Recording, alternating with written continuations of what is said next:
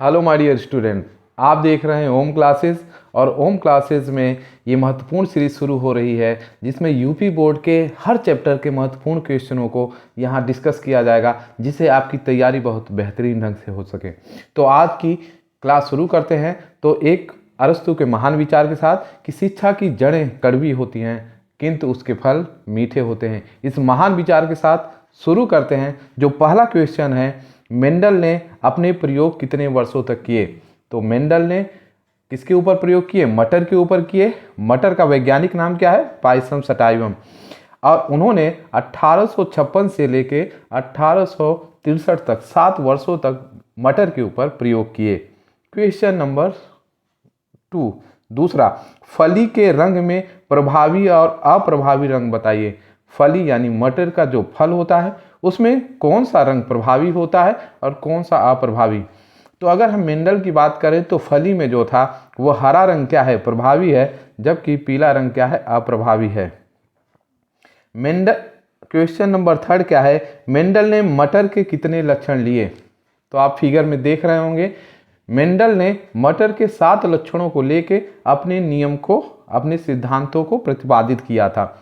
Mendel ने उन 7 जो कैरेक्टर्स या लक्षण लिए थे उनमें से पहला क्या था कि बीज का आकार, कि अगर बीज गोल है तो वो प्रभावी होगा, झुर्रीदार है तो अप्रभावी होगा।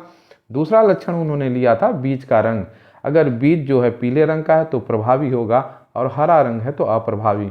इस तरीके से फूल का रंग, कि फूल अगर लाल या बैगनी है तो प्रभावी होगा और जबकि सफ़ेद क्या है? अप्रभावी। इसी तरीके से फली का आकार, अगर वो फूली हुई है तो प्रभावी होगी, सिकुड़ी है तो अप्रभावी होगी। इसी तरीके से फली का रंग, अगर वो हरी है तो प्रभावी होगी। यहाँ पे उल्टा हो जाता है, बीज का रंग हरा क्या है? अप्रभावी, जबकि फली का रंग हरा क्या है? प्रभावी, और पीला है तो अप्रभावी। फूल की स्थिति, फूल कहाँ पे है? शिखर पे है कि नीचे साइड में है? तो इस आधार पे उन्होंने 7 लक्षण। और आखिरी क्या है? लंबा और बौना पौधा, यदि लंबा है तो प्रभावी और बौना है तो अप्रभावी। इस तरीके से मेंडल ने 7 मटर के लक्षण लिए और उनके ऊपर प्रयोग किया। क्वेश्चन नंबर 4 इंपॉर्टेंट है। समयुग्मजी होमोजाइगस किसे कहते हैं? समयुग्मजी की बात करें तो मेंडल ने एक चीज कहा था कि पौधों के अंदर कुछ कारक होते हैं जो अपने लक्षण को एक पीढ़ी से दूसरी पीढ़ी में ले जाते हैं। तो उसको बाद में वैज्ञानिकों ने उन्होंने एलील कहा। तो यदि दोनों, आपको भी पता है, यदि ये लंबे पौधे के एलील हैं, यदि दोनों यहाँ पे एलील जो हैं, यदि दोनों एक जैसे हों, समान हो, जैसे यहाँ दोनों क्या है? Capital T. यहाँ पे हम देखते हैं तो यहाँ पे दोनों क्या है? Small T. तो ऐसे एलील जो दोनों समान गुण रखते हों, या तो अप्रभावी वाले या प्रभावी वाले, तो ऐसे जो संयोग होते हैं, एलीलों का जो समूह होता है, उसी को हम क्या कहते हैं? समयुग्मजी होमोजाइगस कहते हैं। तो एग्जाम्पल क्या है? कैपिटल टी लंबे पौधे के लिए और बौने पौधे के लिए स्मॉल टी। आप फिगर में भी देख रहे होंगे। विषम युग्मजी किसे कहते हैं? अब इस समयुग्मजी का जो उल्टा होता है उसी को हम क्या कहते हैं? विषम युग्मजी या हेट्रोजाइगस। यानी ऐसी स्थिति जब क्या हो? एक क्या हो? प्रभावी जीन हो, प्रभावी एलील हो, और जबकि जो दूसरा हो वह क्या हो? अप्रभावी हो। तो यह स्थिति क्या कहलाती है? विषम युग्मजी। फिर समझिएगा, विषम युग्मजी में एक जो एलील होगा वह क्या होगा? कैपिटल में होगा, जबकि दूसरा एलील क्या होगा? स्मॉल में। तो इस तरीके का जो संयोग होता है इसी को हम क्या कहते हैं? विषम युग्मजी। आपको भी पता है कैपिटल में क्यों लिखा जाता है इसको? क्योंकि प्रभावी लक्षण को हम कैपिटल में लिखते हैं और अप्रभावी लक्षण को हम स्मॉल लेटर में लिखते हैं। क्वेश्चन नंबर 6, क्वेश्चन हम 6वें को देखते हैं। दृश्य प्रारूप किसे कहते हैं? ये कई बार बोर्ड एग्जाम में पूछा गया है। दृश्य प्रारूप इंग्लिश में कहते हैं फिनोटाइप। दृश्य माने सीन, जो हमको दिखाई दे, प्रारूप माने आकार, लक्षण। तो दृश्य प्रारूप किसे कहते हैं? कि ऐसे लक्षण जो हमको आंखों से दिखाई दे उसको हम दृश्य प्रारूप कहेंगे। जैसे यदि कोई पौधा लंबा है, ठीक है, वो पौधा लंबा है तो हमको आंख से दिख रहा है कि लंबा है, तो वो जो लंबाई का गुण जो दिख रहा है हमको, तो ऐसे लक्षण जो हमको प्रकट हो, दिखाई दें, तो उसी को हम क्या कहते हैं? दृश्य प्रारूप लक्षण कहते हैं। और जो लक्षण न दिखाई दे तो आगे हम देखते हैं क्वेश्चन नंबर 7 में जीनी प्रारूप जिसे जीनोटाइप, प्रश्न नंबर 7 क्या कह रहा है कि जीनी प्रारूप किसे कहते हैं, यानी जीनोटाइप प्लांट किसे कहते हैं। तो ऐसे कैरेक्टर्स, ऐसे लक्षण जो हमको प्रकट ना हो, दिखाई ना दें पौधे में, लेकिन जब उनके हम अलील का अध्ययन करें, उनके जीन का अध्ययन करें, तो हमको उनमें विभेद दिखाई दे, अंतर दिखाई दे, और उनके अलील के आधार पे हम पौधों का बंटवारा करें, तो इसी को हम क्या कहते हैं, जीन प्रारूप लक्षण।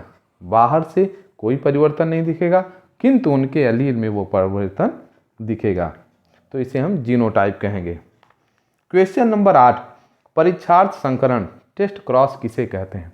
ये बहुत इंपॉर्टेंट क्वेश्चन है। टेस्ट क्रॉस लगभग हर एग्जाम में पूछे जाते हैं। एक चीज़ महत्वपूर्ण बता दें, ये जो पेपर है इसके सारे जो फोटोज़ हैं आपको मेरे टेलीग्राम चैनल पे मिल जाएंगे। इसका डिस्क्रिप्शन में नीचे जो दिया गया है, और पूरे हर जितने भी आपके महत्वपूर्ण चैप्टर हैं सबके PDF नोट डिटेल में NCERT नीट के लेवल के हैं, तो आप उसको आराम से देख सकते हैं, जिससे आपकी तैयारी बहुत अच्छे हो सके। तो परीक्षार्थ संकरण किसे कहते हैं, टेस्ट क्रॉस।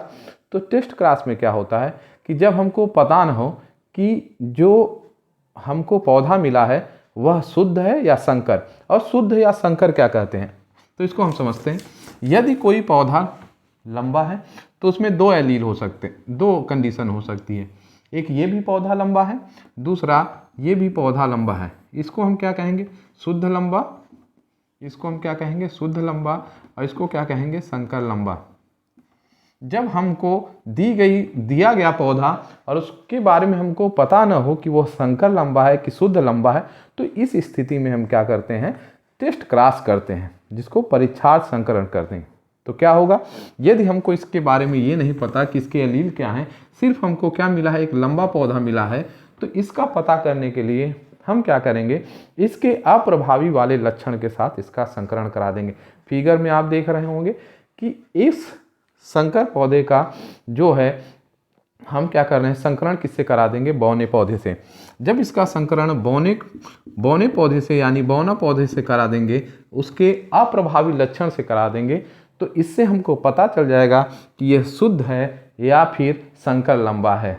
तो इस प्रकार के क्रॉस को हम क्या कहते हैं, परीक्षार्थ यानी टेस्ट क्रॉस कहते हैं। तो परिभाषा देखते हैं, जब F1 या F2 पीढ़ी के किसी पौधे के जीन प्रारूप के लिए जानने के लिए उसके लक्षण के अप्रभावी से क्या करते हैं, हम संकरण कराते हैं, तो इसी को हम क्या कहते हैं, परीक्षार्थ या टेस्ट क्रॉस कहते हैं। तो फिगर में भी आप देख रहे होंगे, इस तरीके से दो हमको टेबल मिल जाएगा। अगर शुद्ध होगा तो इस तरीके से मिलेगा, और संकर होगा तो इस तरीके से हमको ग्राफ मिलेगा, जिससे हमको पता चल जाएगा कि जो मिला हुआ पौधा था वह शुद्ध था या कि संकर। अगला आता है जिसको हम क्या कहते हैं, बैक क्रॉस। इसको हिंदी में कहते हैं संकर पूर्वज क्रॉस। संकर पूर्वज क्रॉस यानी बैक क्रॉस क्या होता है, बैक माने पीछे। तो क्या किया जाए कि जो F1 में जो प्रथम संतति पीढ़ी होती है, एक होती है पैतृक पीढ़ी, और उनसे जो संतानें पैदा होती हैं उनको कहते हैं प्रथम संतति पीढ़ी। जब प्रथम संतति पीढ़ी में का निषेचन हम किसके साथ करते हैं, पैतृक पीढ़ी के साथ। फिर से समझिएगा कि जब संतति पीढ़ी का संकरण या निषेचन किसके साथ करा दी जाए, पैतृक पीढ़ी के साथ करा दिया जाए, तो इसी को हम क्या कहते हैं, बैक क्रॉस कहते हैं। तो यह बहुत महत्वपूर्ण है यूपी बोर्ड एग्जाम के लिए। अगले क्वेश्चन पे आते हैं जो मेंडल के नियम से संबंधित है। क्वेश्चन नंबर 10, प्रभाविता का नियम। प्रभाविता का नियम किसे कहते हैं, बहुत आसान है। प्रभाविता यानी लॉ ऑफ डोमिनेंस, कि जब किन्हीं दो लक्षणों के बीच, जब किन्हीं दो शुद्ध लक्षणों के बीच क्या कराते हैं, हम क्रॉस कराते हैं, तो F1 पीढ़ी में जो लक्षण प्रकट होता है वही क्या लक्षण कहलाएगा, प्रभावी लक्षण कहलाता है, और इसी को क्या कहते हैं, प्रभाविता का नियम।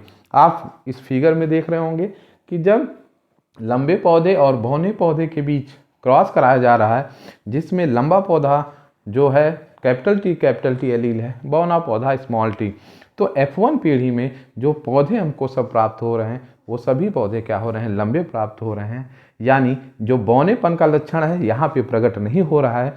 तो इसी को मेंडल ने क्या कहा, प्रभाविता का नियम कहा। तो ये यहाँ पे मैंने जो पेपर में नोट्स बनाया है इसमें ग्राफ नहीं बनाया है, आप इस ग्राफ को अपने नोट्स में ज़रूर बना लीजिएगा। अगले क्वेश्चन पे आते हैं। मेंडल का दूसरा नियम जो है विसंयोजन का नियम को समझाइए। विसंयोजन को हम एक और नाम से जानते हैं शुद्धता का नियम। होता क्या है, यहाँ पे मेंडल ने कहा जो अलील हैं, जैसे यदि हम बात करते हैं कैपिटल टी है ये अलील हैं, कैपिटल टी स्मॉल टी है एलील हैं, तो ये कभी आपस में मिश्रित नहीं होंगे, मिलेंगे कि नहीं कि तुम कुछ लक्षण मेरे ले लो, तुम कुछ लक्षण मुझे दे दो, ऐसा कहीं मिश्रण नहीं होना है। और जब इसमें युग्मक का निर्माण होगा, गैमीट का निर्माण होगा, तो आपको भी पता है जब इसमें गैमीट का निर्माण होगा तो यह दोनों टी क्या हो जाएंगे, अलग हो जाएंगे, ये भी टी आपस में क्या हो जाएंगे, अलग हो जाएंगे। फिगर में भी आप देख रहे हैं कि इस तरीके से गैमीट का निर्माण होता है और इस तरीके से शुद्धता पूर्वक जो गैमीट हैं वो अलग हो जाते हैं। जो ये शुद्धता पूर्वक गैमीट अलग हो जाते हैं तो इस और क्या हो रहा है, इनके बीच विसंयोजन हो रहा है, अलगाव हो रहा है, तो इसी को क्या कहते हैं, इसे विसंयोजन का नियम कहते हैं, या इसी को हम क्या कहते हैं, शुद्धता का नियम। तो बार बार भी पूछा गया है ये भी विसंयोजन का नियम, तो इसको भी आप अच्छे से तैयार कर लीजिएगा। क्वेश्चन नंबर 12, ये था क्वेश्चन नंबर 11 विसंयोजन का नियम। अब क्वेश्चन नंबर 12 पे आते हैं। अपूर्ण प्रभाविता या लॉ ऑफ क्या कहते हैं, इनकम्प्लीट डोमिनेंस। अपूर्ण माने क्या होता है, जो पूरा न हो, और प्रभाविता यानी प्रभावी लक्षण। तो देखा क्या गया, जो स्नैपड्रैगन पौधा होता है जिसको स्वान पुष्प कहते हैं, इसमें लाल फूल भी होते हैं और सफ़ेद फूल वाले भी पौधे होते हैं। जब इन दोनों के बीच क्रॉस कराया गया तो देखा क्या गया कि सफ़ेद पिंक कलर के पौधे प्राप्त हुए, लाल भी प्राप्त हुआ, लेकिन दो पौधे पिंक गुलाबी पौधे हुए और सफ़ेद प्राप्त हुए। तो इससे क्या सिद्ध हुआ, यह मेंडल के प्रभाविता के नियम के अनुकूल नहीं था, ये प्रथम नियम का खंडन कर रहा है।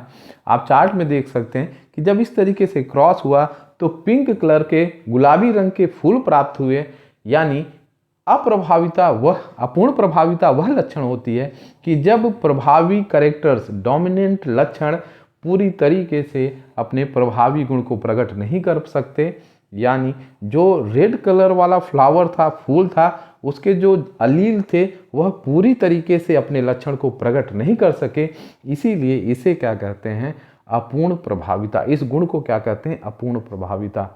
तो यहाँ तक जो कलेक्शन था आज के वीडियो के लिए, इसका अगला पार्ट आपको जल्द से जल्द दे दिया जाएगा।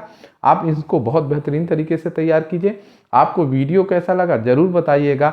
अगर आप नए हैं तो लाइक और सब्सक्राइब कीजिएगा। इस चैप्टर के नोट्स और ये पेपर और जो ये बना हुआ है आपको मेरे टेलीग्राम चैनल पे मिल जाएगा। Thank you.